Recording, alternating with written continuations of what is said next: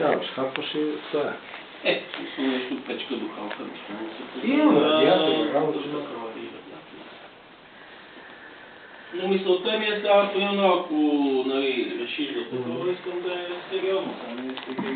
Много сериозно, аз имам просто работа, аз съм от 25 години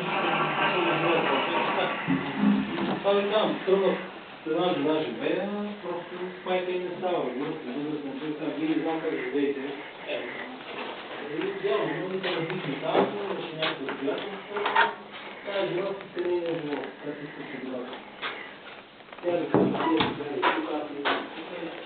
казва, ако обаче се казва апартамент е мой, аз къщи да го но това не може да е.